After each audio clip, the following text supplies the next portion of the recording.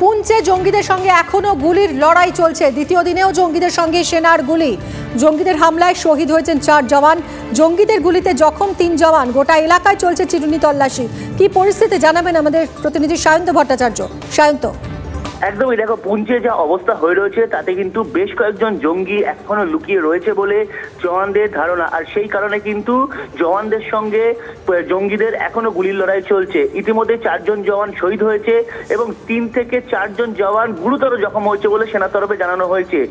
অনুপ্রবেশ কোথা থেকে ঘটেছে সেটা এখন সেনাধিকারীরা খতিয়ে দেখছে।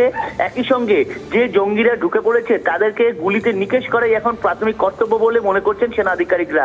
তাই গুলির লড়াই কতক্ষণ চলবে তা এখন নিশ্চিত নয়, তবে গুলির লড়াই সমান তালে চলছে। যেমন জঙ্গিদের সেনা তরফে জানানো হয়েছে ন্যূনতম 10 থেকে 15 জন জঙ্গি এখনো ওই পুঞ্চের ওই গ্রামে লুকিয়ে রয়েছে, যেখান থেকে বারবার করে গুলি ছোড়া হচ্ছে জওয়ানদের লক্ষ্য করে। ধন্যবাদ সায়ন্ত। বড়দিনের আগে দুর্ভোগের মুখে হাওড়া শিয়ালদহ ডিভিশনের যাত্রীরা। শনিবার হাওড়া শিয়ালদহ ডিভিশনে বাতিল থাকবে 65টি local train. Sealdah main, Sealdah south, Sealdah Bangaon এবং শিয়ালদহ হাসনাবাদ শাখায় 43টি ট্রেন বাতিল। পাশাপাশি হাওড়া বর্ধমান মেইন ও কর্ড লাইনে বাতিল থাকবে 22টি লোকাল। শিয়ালদহ শাখার দমদম স্টেশনে ট্র্যাক মেরামতির কাজের জন্যই বাতিল করা হয়েছে ট্রেনগুলি।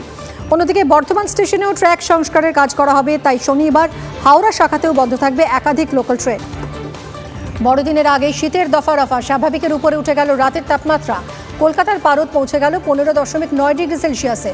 কমলেশ চৌধুরী আমাদের প্রতিনিধি রয়েছেন। কমলেশ, এই শীতে ব্যাঘাত কি কারণের কি বলছেন আবহাওয়াবিদরা? দেখো, একটা পশ্চিমী ঝঞ্ঝা ঢুকছে, ফলে প্রচুর পরিমাণে জলীয় বাষ্প বঙ্গোপসাগর থেকেও ঢুকে যাচ্ছে। মানে বড়দিনের আগে এবং বড়দিনের দিন আমরা যদি দেখি তখন পাহাড়ে মানে দার্জিলিং সিকিমে তুষারপাত হওয়ার একটা সম্ভাবনা রয়েছে। সেটা পর্যটকদের জন্য যেন ভালো খবর, কিন্তু সমতলের জন্য সেটাই খুব খারাপ খবর বয়ে আনছে, কারণ জলীয় বাষ্প ঢুকছে ফলে রাতের তাপমাত্রা অনেকটা বেড়ে গেছে। মানে আমরা যদি দেখি রাতের তাপমাত্রা বীরভূমে 13 ডিগ্রিতে পৌঁছে গেছে, মেদিনীপুরে প্রায় 15 ডিগ্রিতে তাপমাত্রা রয়েছে, কলকাতাতে 16 ডিগ্রির কাছাকাছি পৌঁছে গেছে তাপমাত্রা। আপাতত এই তাপমাত্রাই থাকবে, বরং আগামী কয়েকদিন আরো 1 থেকে 2 ডিগ্রি তাপমাত্রা বাড়তে পারে। এবং এই তাপমাত্রা কবে কমবে, ঠান্ডা কবে ফিরবে, এটা কিন্তু একটা বড় প্রশ্ন এবং আপাতত কোনো ভালো ইঙ্গিত দেখা যাচ্ছে না। বরং বড়দিন এবং তারপরেও এই পরিস্থিতিটাই থাকবে শীতের 12টা। দুদিন পর বড়দিন সেজে উঠছে ব্যান্ডেল চার্চ। প্রতি বছরের মতো এবছরও বড়দিনের মেলা বসেছে ব্যান্ডেল চার্চের পাশে। মেলার 7টি দোকান আগুনে পুড়ে ছাই হয়ে গিয়েছে। মাথায় হাত ব্যবসায়ীদের।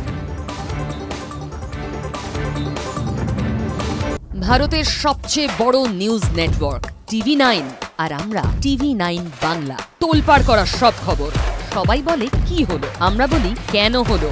খবরের ভিতরের খবর, সোজা সাপটা, স্পষ্ট বিশ্লেষণ। TV9 বাংলা, না দেখলেই নয়।